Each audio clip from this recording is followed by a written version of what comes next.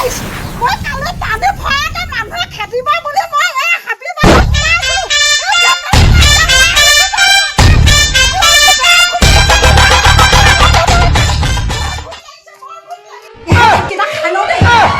কি হ'ল আজি ভাতে খাবলৈ পোৱা নাই মই